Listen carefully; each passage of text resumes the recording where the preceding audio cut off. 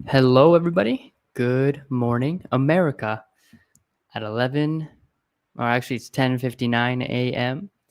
And we are getting started with another Saturday podcast. So I realized that just now, I just remembered really that it's pretty early in the West Coast. And I'm drinking some oishi tea. Don't ask me what the kanji means, but it tastes fragrant, like a flower. And I like flowers. I guess I like drinking them too. All right. So, anyway, I just remembered that it's pretty early in the west coast. Was it 10, 11, 9? Is it? It's 8 a.m. Sorry, guys, I can't go any later than 12 for our live stream, but I hope you can watch the recording and you can watch this anytime you want. So the title that I chose today was The Greatest Asset. Before this call, I was talking to my wife and we were talking about how, there's certain kids out there in our church and outside the church who really struggle with communication and talking about themselves and the emotional being, their well-being, their in not well-being, their struggle. I just got out of the shower. So my hair is a mess. Anyway, I just we talked about kind of like this current situation that a lot of kids are in, where communication is really hard. It's harder to speak up for many people, and either just about small things or about big things. So, when I asked my wife, "Hey, what do you think is what one thing you would want to tell high school? Like, what is one thing you would want to tell high schoolers?" And I think what she said, what really connected to the story of two brothers. We all know this story. It's the story of Cain and Abel, the first, well, not the first probably brothers in history, but at least the first story in the Bible we can talk about within the first family God raised, sort of, or I don't know, created. I don't like it to get into too deep into the details, but after Adam and Eve fell, and we know from the divine principle that there's some restoration that could have happened right away with Cain and Abel.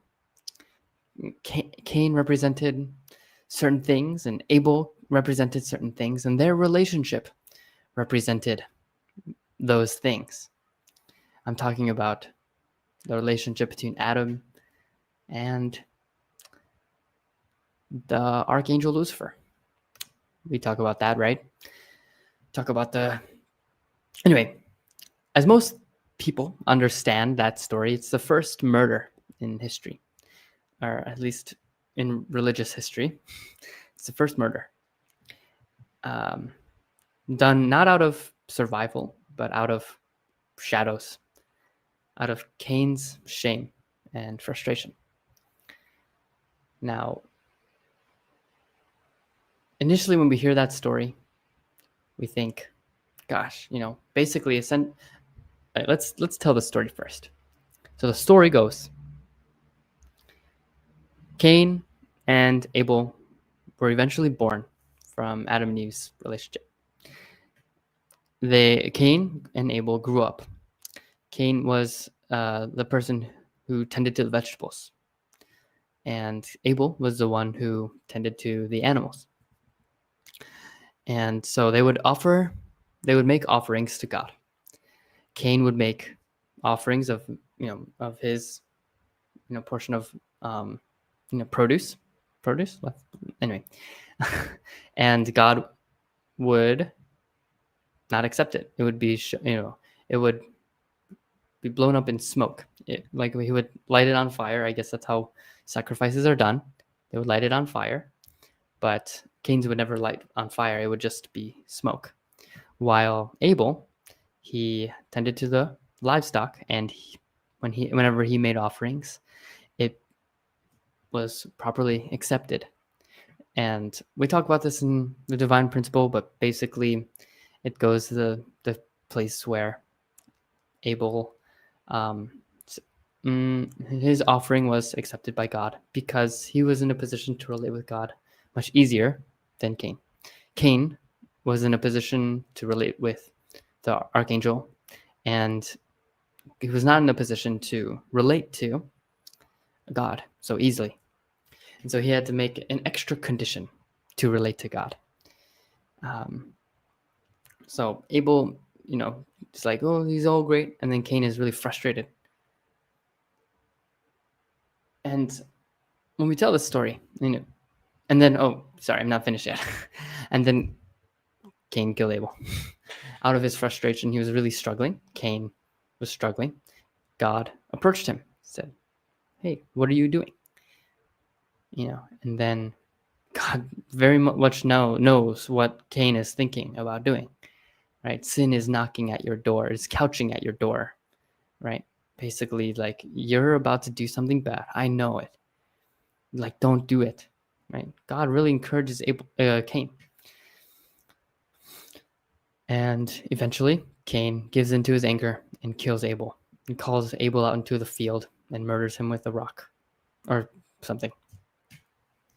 And that's how the story generally goes, and with some details of divine principle mixed in. But when we talk about that, I am really curious, right? We talk about like the failure of Cain, or only recently we started talking more about like how Abel should have been a better younger brother, really encouraging Cain.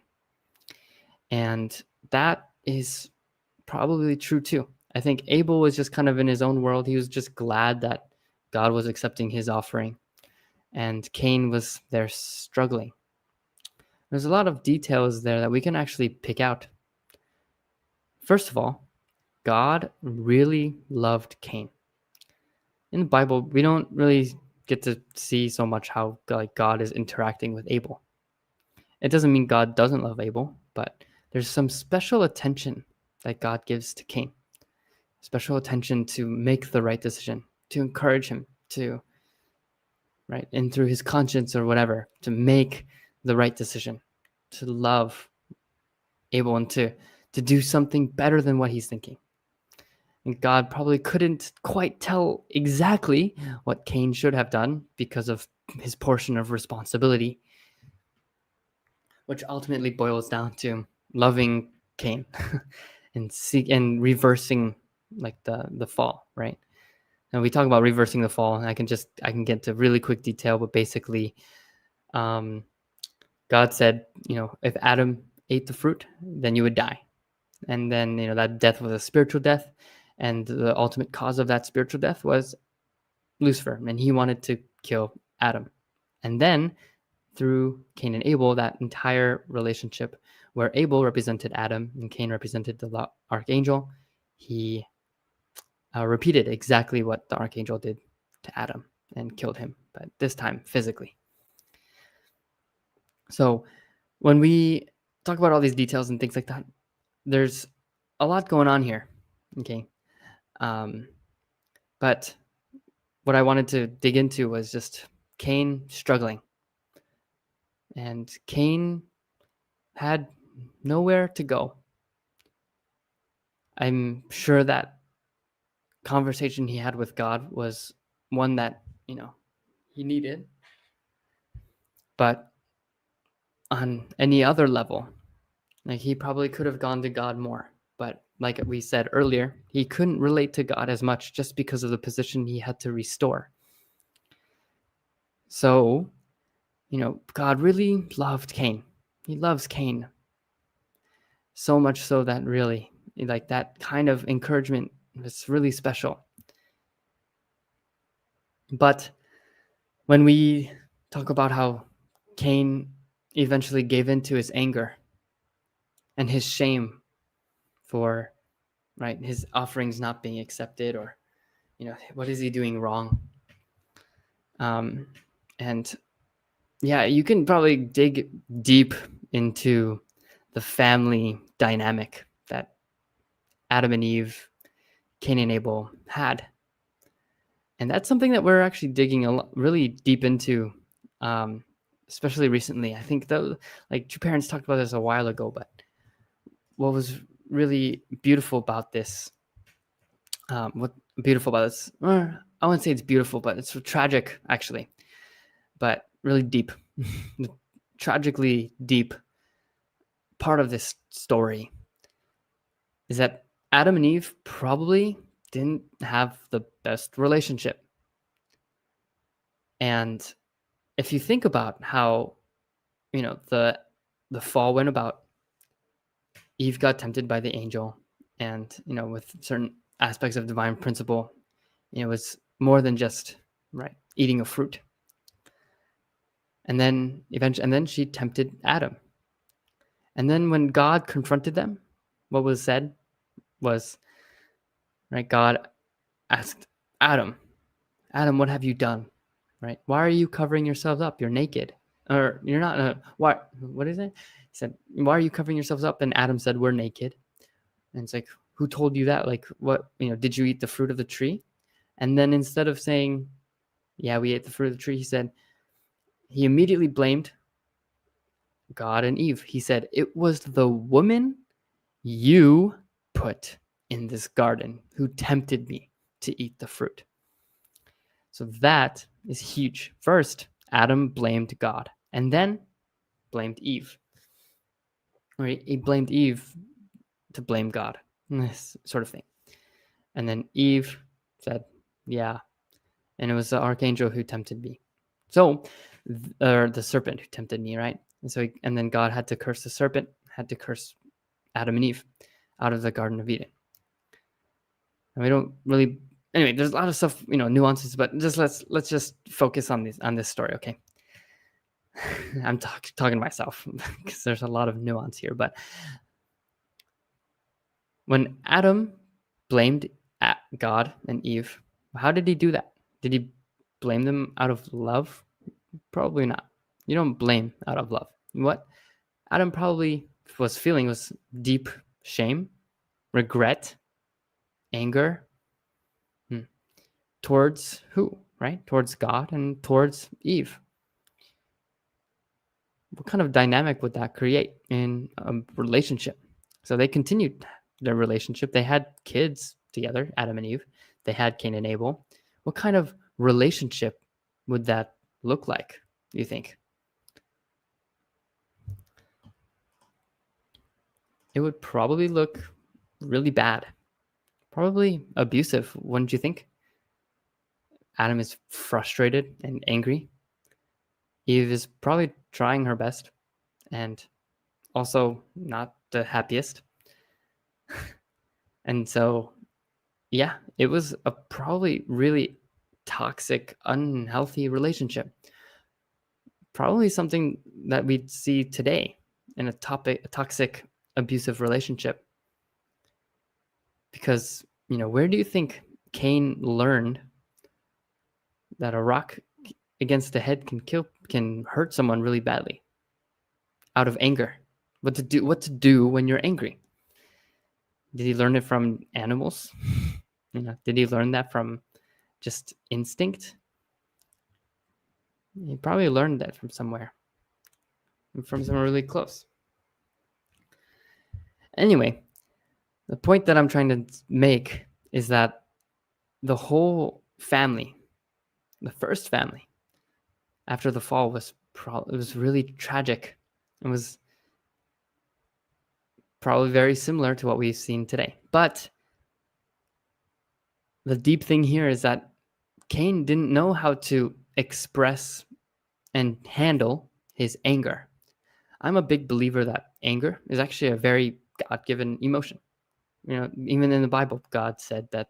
Not God said, huh? The Bible has said that God is, has acted in anger, right? Anger is not evil, but what we do with that anger can really, dramatically change what, the outcome is of that anger, right?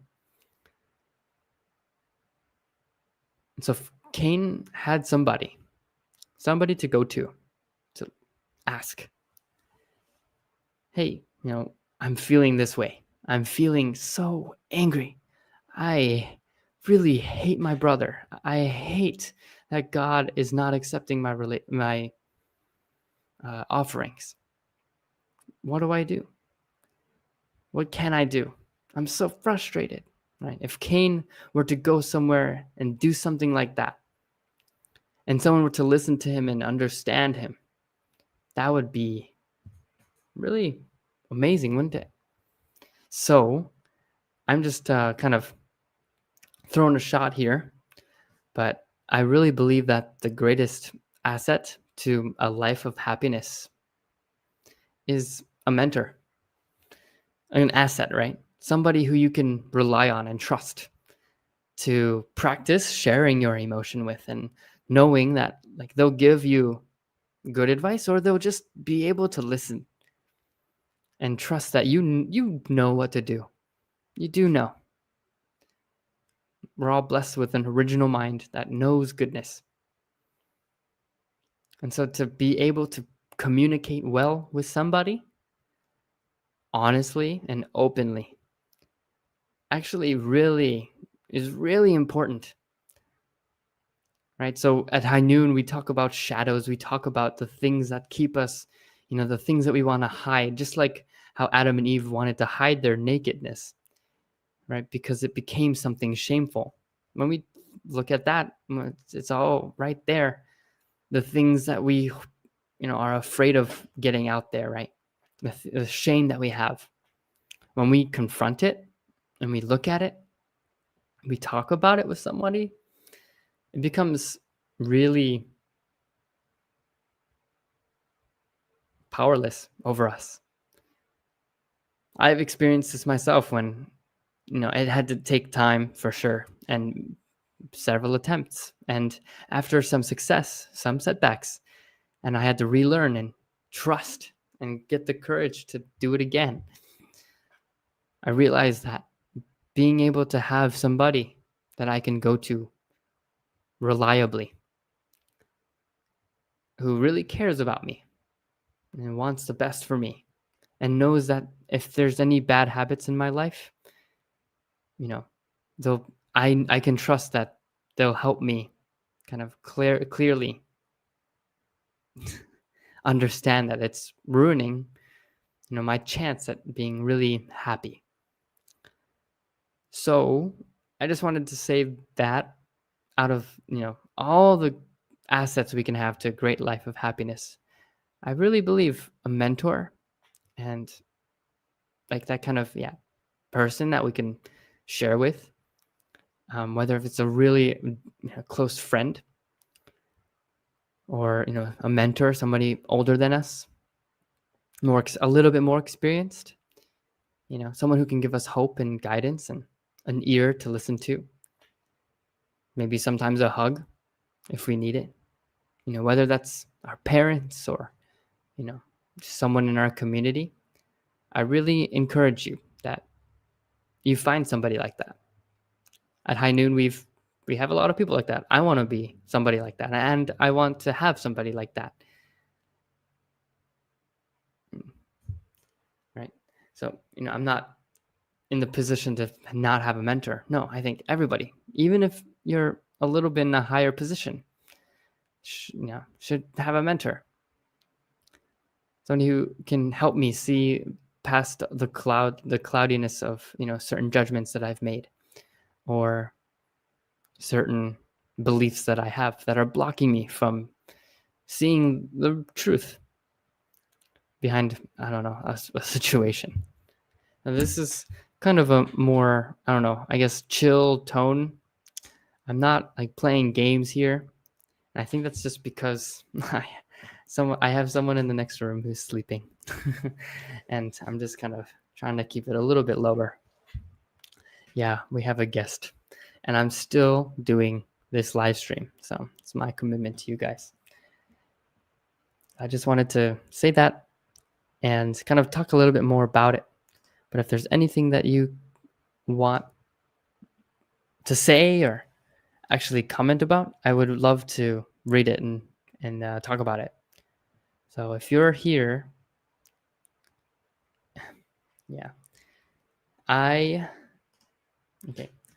One of the biggest things that I need to do more is remind people that we're doing this. Should I do it right now? I'm going to remind people right now. Let's do it. Here. Let's do it, meaning just look at my face. Look over here while I go into some places and get some reminding going.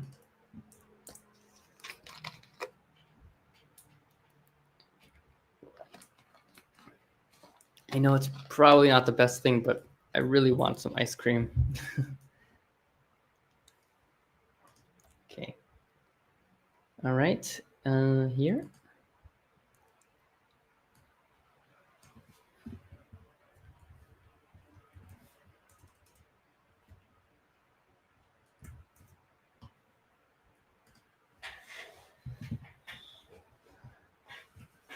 Yeah.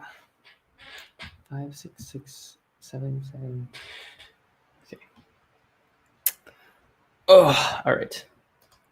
Here we go. Should I play some music? I will. Here we go. Media. We got some lo-fi.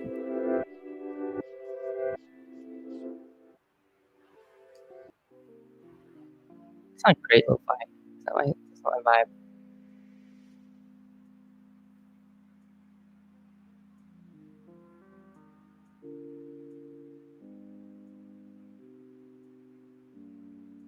I like this. Can you hear this?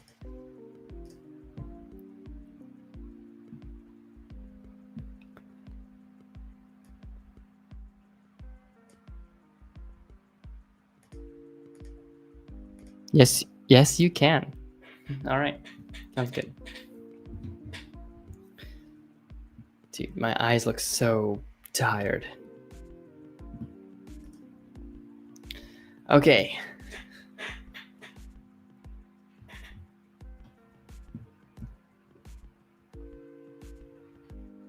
All right, here we go. I hate how you can hear my friggin' chair.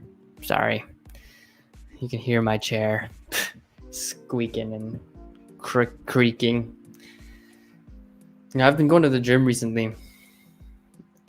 I actually went before this live stream, and on the way there, it started raining. I was riding my bike. I ride my bike to the gym because it's so close. It's like a 10-minute bike ride. It's amazing. It's all like flat. It's no like hills. That's Japan for you.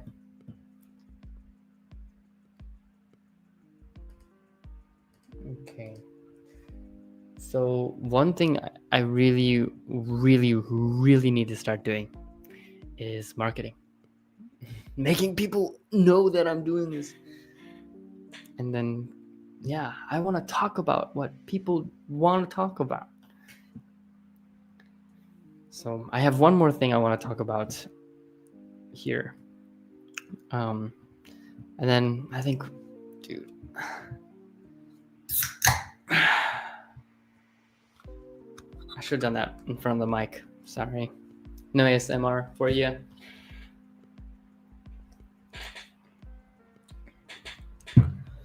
It's probably not the best thing to drink 12:30 at night. In the morning, I mean. Whatever. Kids.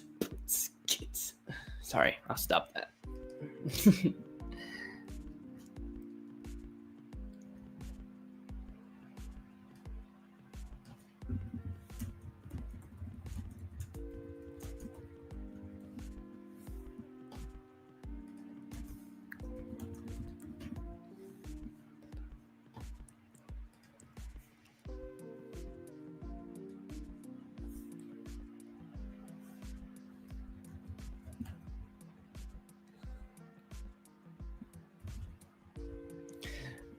Is that annoying to say, like, please don't leave me alone? I thought it's funny at first, but I think if I overdo it, I'm doing this in real time, but no, is anyone watching?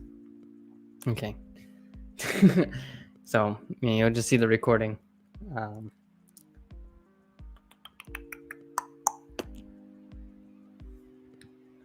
Okay. All right. Okay. 21. Okay, at 12:30 a.m. At 12:27. Okay, update.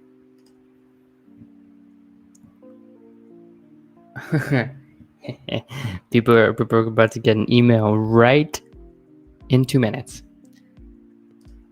So we'll just chill.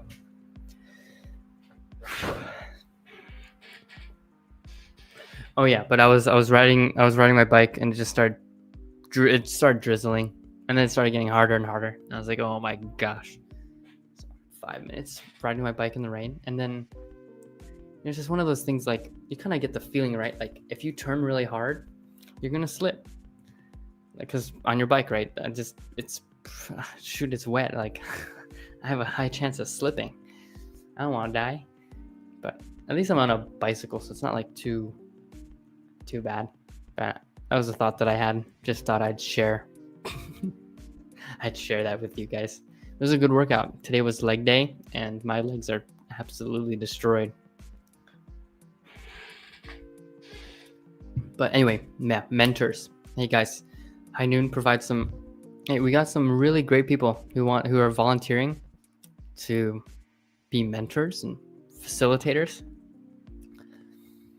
I just absolutely believe that having a mentor, having someone to talk to, it's like, we've all been there, probably. Now, it's not a replacement for real therapy. If you need real therapy, or if you have some like really big problems that you can share, and we'll be happy to listen. But I think if you're asking us to solve a problem that's pretty big, we'll be honest and say, hey, as a mentor, we recommend you go to kind of like get more professional help. That's always out of love. It's never out of like shame. I mean, one of our staff is just a huge proponent for therapy and coaching. And I agree. So it's not just me. We're all like really good into it. So yeah. Okay. I want to know, what is the best way to reach out to people? No, I'm just going to do every way and then see what happens. Yeah. Let's see. If I go to YouTube and mute myself because I don't want to listen to myself, and then I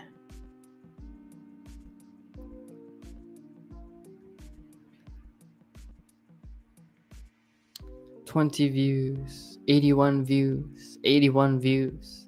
Let's go to videos. The videos we got latest. Okay, live. So people have watched my streams. There's 31 views, 30 views, but I don't trust the view count because no one watches it the whole way through. Right? I kind of... Yeah. But my short got really... I don't know, I think maybe the same people watched it like 20 times. The same 600 people watched it 3 or 4 times. 2 or 3, 4 times. And then, and I think it's only because, oh, hey, people got the email 2 minutes ago. I wanted to announce that. People got the email, so please come and watch. How are you guys doing? Let me know. How are you doing?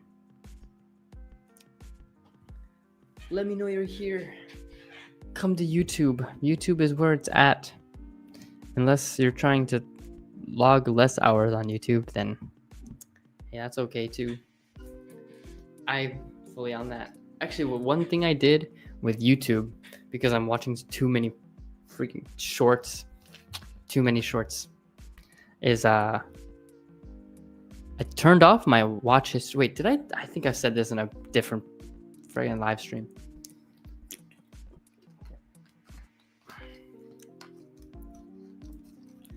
I said this in a different live stream, but yeah, I turned off my watch history on YouTube.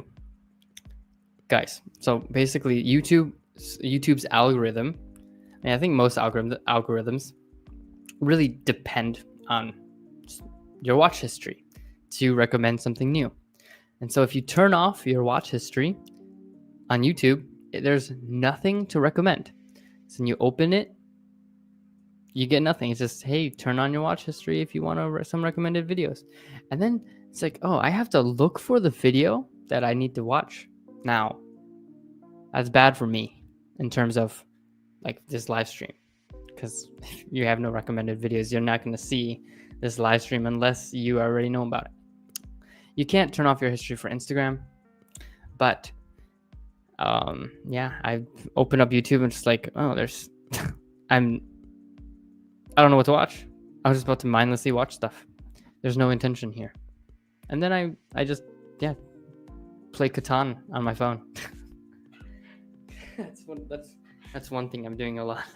Actually, it's hilarious. It's like a colonizer app. It's Catan, but it's not official Catan. And I'm getting so good at it that I have a sense for it now. And I challenge anyone who wants to beat me to become someone who can actually get destroyed by me in Catan. It's very luck based though. And yeah, I play against bots mostly. There's a lot of times where these bots will just try to get in my way a lot, and I get really mad at the bots. Yeah, it's funny. I rage in these games. Oh. Yeah. Okay. You know what? So there's a lot of like things that I want to do. And the past 2 days have been so busy. Like personally busy. I think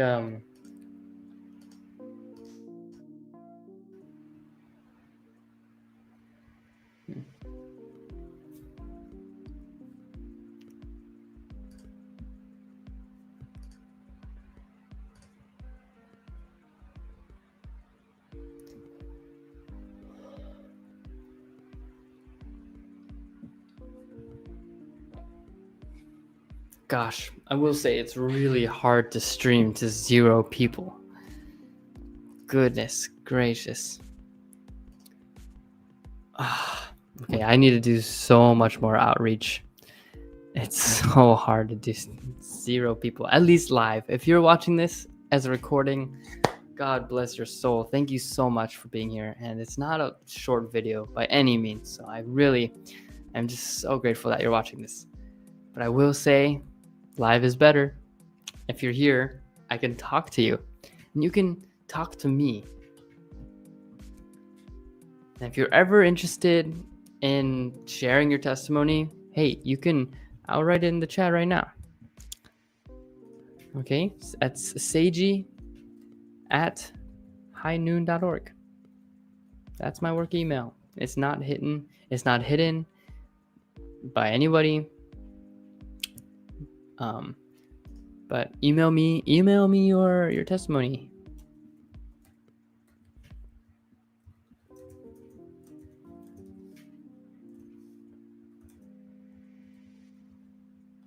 Or questions or whatever.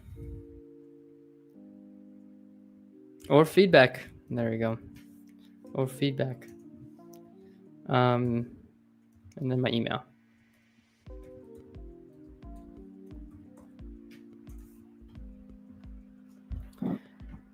Guys, I really want you to tell me what's going on.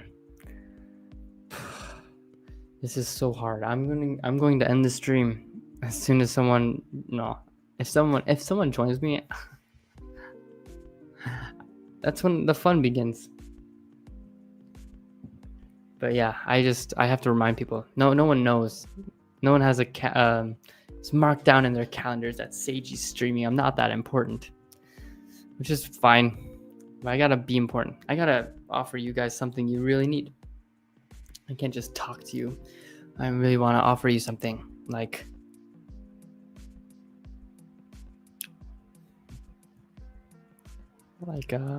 free pizza coupons. But sorry, I don't have those. All right. But if you're interested, I have Wordle spoilers. So let's play some Wordle.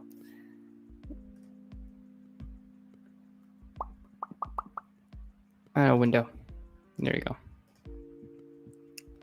Okay, let's add that to stage. All right, guys. Okay.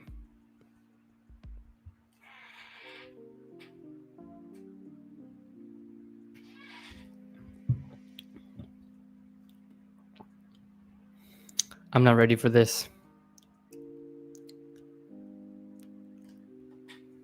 I'm not ready for this, dude. I'm so freaking tired.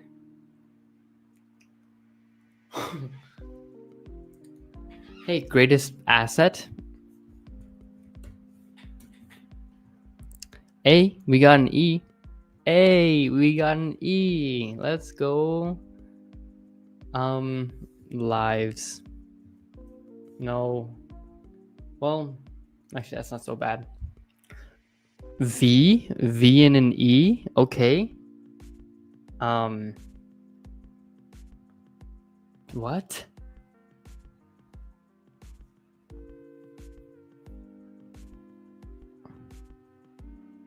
No I. No L. Glove. No, glove wouldn't work because it's G. Yeah, it's only G and O. I need a better word than that.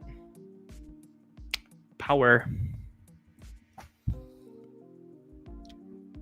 Okay, that's crazy. OVE. OVE. Okay, this is nuts. What the heck?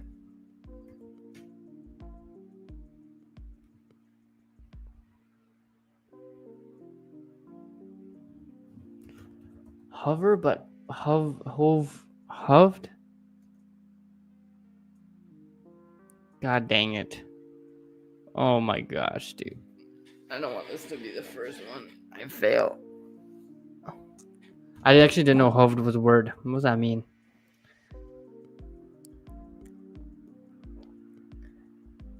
Yeah. I need to know if there's... Oh, I spelled young wrong. I need to know if there's any other vowels. There's no way there's...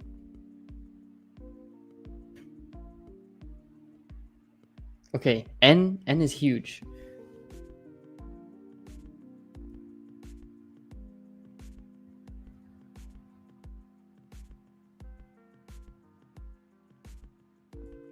So either it's no...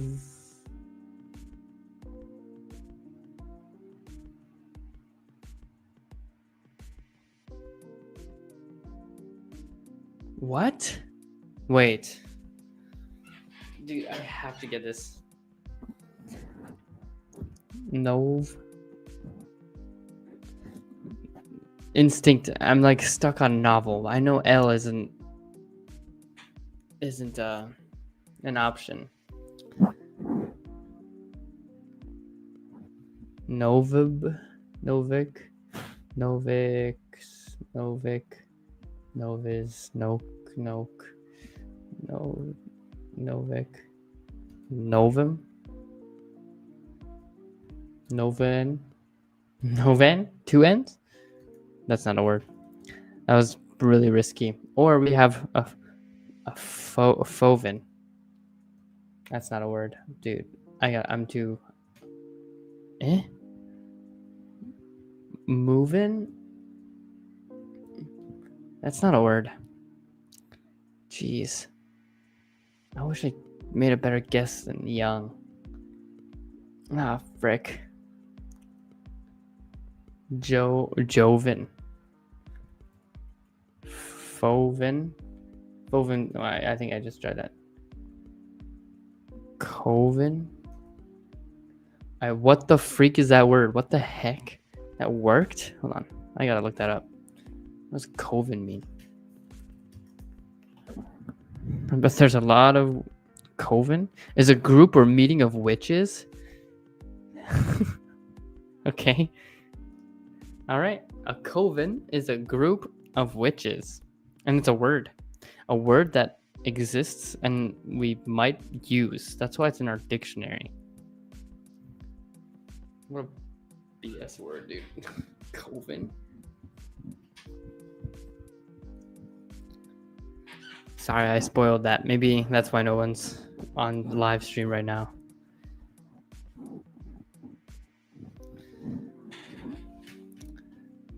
Spelling bee.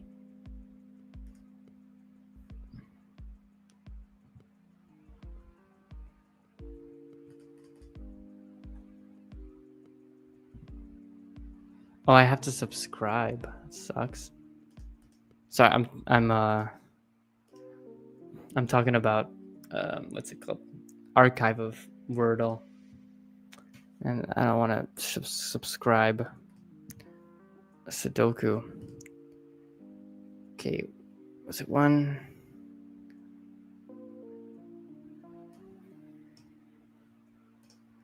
Do you want to watch me play a Sudoku? Okay, no, I'm just gonna talk about what I want to talk about and then leave it in the recording. So hey, everyone. All right.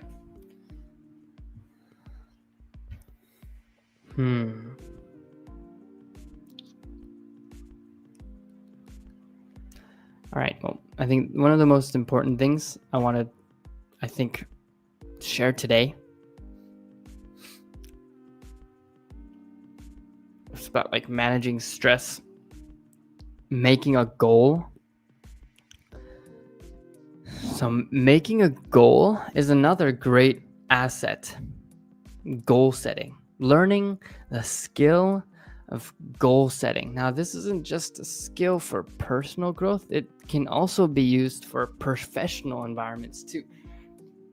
All right. And I don't know, are you like aware of that? It's really powerful. Hold on. Live.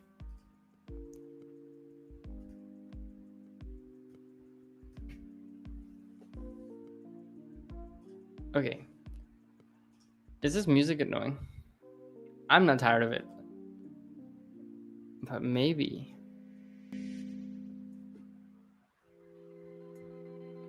Is this music annoying? This one's pretty annoying. What do you think? Oh my gosh.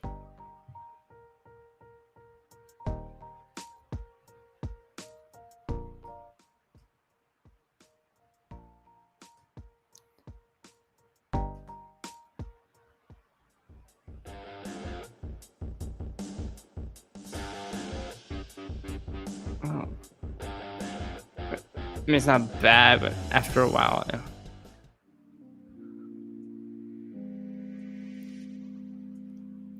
All right, let's do Into Space.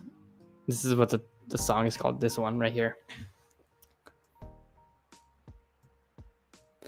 Okay. All right, guys. So let's talk about goal setting. I wanted to talk about this for a little bit, and I think it's just really good. I wanted to talk especially about North Star goals.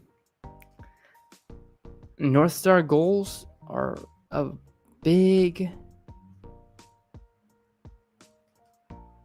thing to understand throughout High Noon's programs, and throughout High Noon's program. So we focus on North Star goals, and North Star goals. Every time I'm in a group, especially a new group, and I have my boys with me, and we're talking about I'm facilitating, and we're talking about like, all right, guys, so make sure you can set your North Star goal. That is probably like a point of like kind of confusion a lot of the time, either for GPA alumni or just for people who are just joining the program. Like GPA alumni, a GPA is known for making goals. We make goals all the time. We make goals every other week in GPA.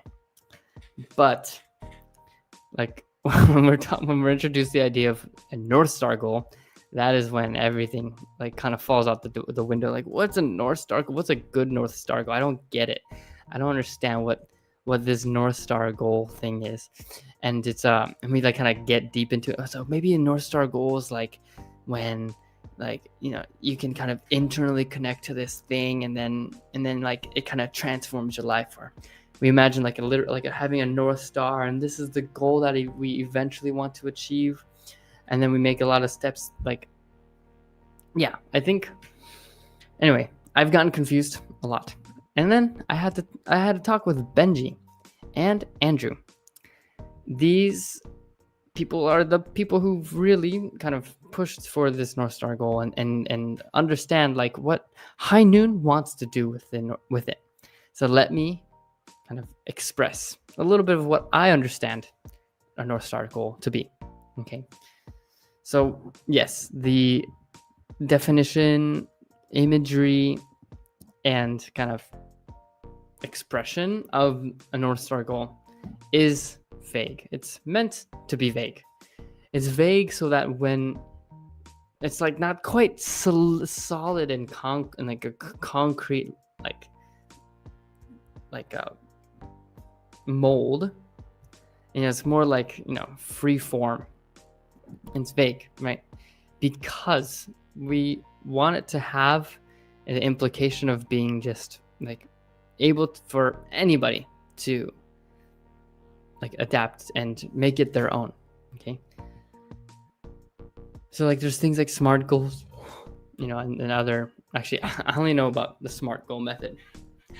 But when we talk about how we can like make a North Star goal, okay, it's more about like the destination and what you're willing to do to get there. Okay, what you're willing to do to get there. So picture this, okay? So imagine a perfect day that you have in your current life. Okay, don't escape from into the bungalows of Fiji and be like, yeah, this is my perfect day. Is waking up next to the beach, and then horseback riding, and then chilling with my friends. Like that's my perfect day. It's like, no. Okay, we want you to imagine a perfect day that you have in your current environment, in your current life right now. Like, what would you do in your normal day-to-day life that would make it perfect? What would the things that happen around you and the things that you can do to make your perfect day, right? Would you wake up earlier? Would you wake up later? How would you get your day started? Would you, scroll on your phone? Is that how you would make a perfect day? Or would you, get dressed and brush your teeth? Would you listen to music? Would you pray or talk to somebody? Have someone to say good morning to, whether if it's your partner or your mentor or anybody. Somebody to say good night. Or sorry, that's a little bit ahead of the schedule, but basically, right? How would you imagine your perfect day? Okay. And how would you end that perfect day? Like feeling fulfilled, right? Like what would you do to feel fulfilled? Excuse me. Yeah, you would end your day fulfilled, hopefully. But what would you do to end that day feeling that way? Feeling fulfilled. So that is kind of like the foundation of how we can establish a North Star goal. Okay, so for example, for high schoolers, right? Perfect day would be like a Saturday. No, any day of the week. How would you make your perfect Monday, your perfect Tuesday, right? We can live a really mundane, kind of haphazard, not really thinking so much about what we're doing life, or we think about intentionally, this is what I want to do, and I'm going to do it, and I'm going to feel really good doing it. And then after it's finished, I feel so good that I did it. Okay. And then it can be about anything, or it being the North Star. So the North Star goal can be about anything, but it would probably be something that you'd want to implement. And we've had so many different examples of North Star goals. North Star goals, what people found success in, a goal that's really broad and a little bit vaguer, but like kind of the type of lifestyle that they want to implement into their life to establish a perfect day every day, eventually, right? Yeah, we're allowed to have bad days, but what are you going to do in those bad days? Are you going to let that bad day wave carry you into oblivion? Or are you going to like recognize that this is probably not the best day, and like recognize that you have the power to make it a good day? You can squeeze the energy and the happiness out of tomorrow and learn, practice gratitude or something. But it's funny to say that just because like it's so much easier said than done. But I really want to be that kind of person, right? Oops.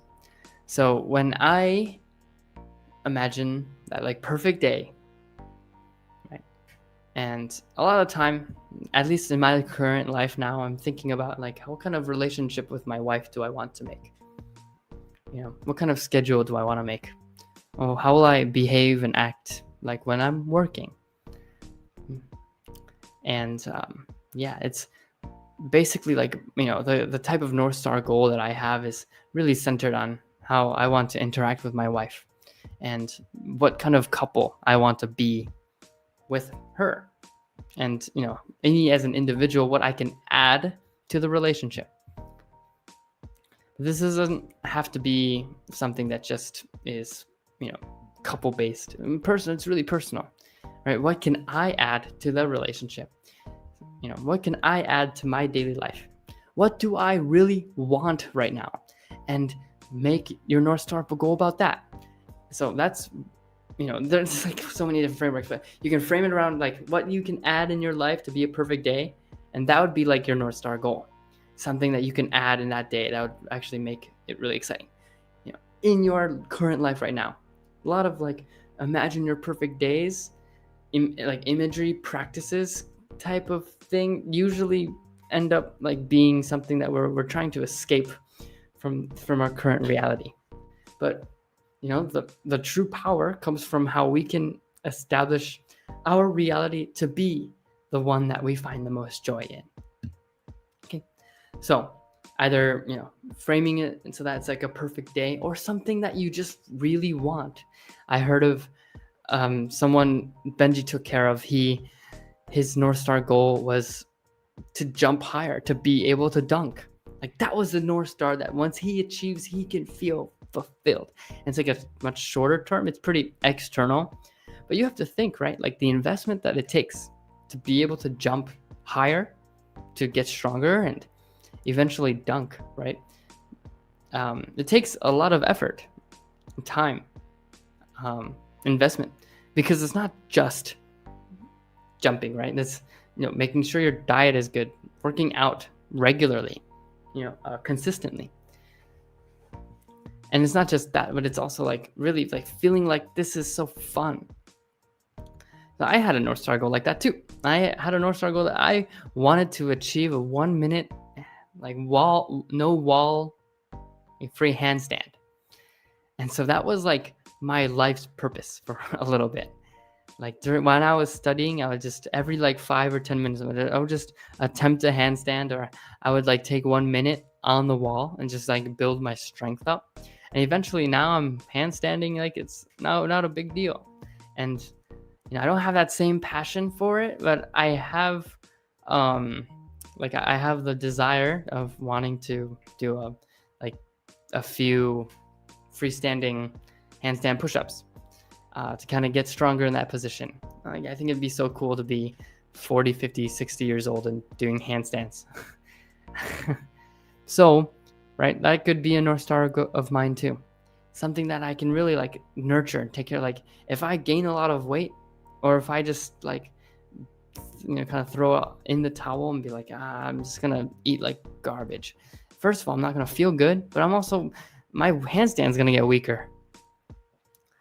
And then I can't be able to do what I want to do and invest in the things I need to invest into. So really, it's like just having something like a purpose or some kind of drive, because we often say this, but when people are trying to quit porn and masturbation or quit a bad habit, okay, it's not enough to just say you're not going to do it anymore. Okay, because we understand that the essence of these types of addictions or these behaviors are done out of a desire for something. We have a desire and we're trying to fulfill it through the bad habits that we have, or through our lifestyle. We do have desire, we do live according to them, but we don't quite live in the way that actually fulfills them sometimes. And so to understand your desire, really your deep desire for happiness, like what is it, and then doing the things that are necessary, like how much of a priority is it for you, and then hopefully you can make it into your North Star and say, this is my priority. This is what's so important to me. And it's worth the extra hard work, because I feel so good doing it and having fun with it. And there's nothing I would rather do than to focus on this. So when you can get to that state, it's really important. It's a line of greatness there. You'll feel great. You'll feel like you want to do it, and you do it. So, yeah. Anyway, that's what I have to say about goals. But we are going to have this live stream workshop event in October next month. We wanted to kind of include more structured goal setting time and reflection time to guide you through developing your goal and understand yourself better now, and understand the goal that you can have, so that you can really achieve, and we can help you achieve what you want to achieve. And we want to help you with that as well along the way. So after the workshop, we're going to have some group calls and coaching and mentoring. And we hope that it can be an experience where you feel supported the entire way and be able to achieve it. So as high schoolers, I know you guys are so stressed out, and there's so many things you're worried about, or you're frustrated with, or you're just not clear on. And I say that is it's actually an important time in your life to face that thing and to learn how to overcome it. I hear many stories where some kids are really gifted. They just understand concepts so easily, so fast. And then there's no need to study. It's just kind of you get the concept in class and then you just ace the test. Let's group the gifted children. But the thing is that those gifted kids are oftentimes don't have the habits established. And so when it becomes about a concept that's a little bit harder to grasp, it's so easy to just beat yourself up. And then anyway, I don't know why I'm talking about gifted kids. Basically, just you need to have support. You can't just do everything yourself. I really believe that support and community and doing things together and finding strength in numbers and good feelings are the best. Okay, there's some comments you can say about geez, I'm not gonna say anything. No, I take it back. community. You can either have a really healthy and cultivate a really beautiful mindset through a really beautiful community, but also the opposite can happen. And so when someone really cares about you, you know it, and you feel their love and you feel their support, that is a good community. That is a good asset for happiness. Wow, that was beautiful. I hope you can. I'm just kidding. I'm not gonna say my own words are beautiful. That's cringe. But anyway, I hope that we can help you. And there's a lot to do here. So I'm gonna stop this music. It's starting to get pretty annoying for me.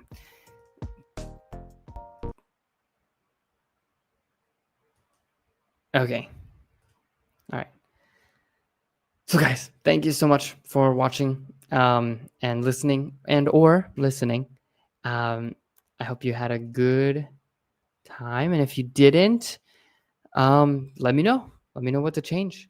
I was kind of trying to be a little more quiet, but yeah, I'm also really tired. I cannot open my eyes. This is like, this is how my eyes feel comfortable right now. All right. Well, anyway, thank you everybody for joining. Have a good one, okay? And if you didn't join, and if you just are watching the recording, God bless you. My shoulders are sore. Okay. Anyway, I hope you guys have a good one. Thank you so much. Peace out.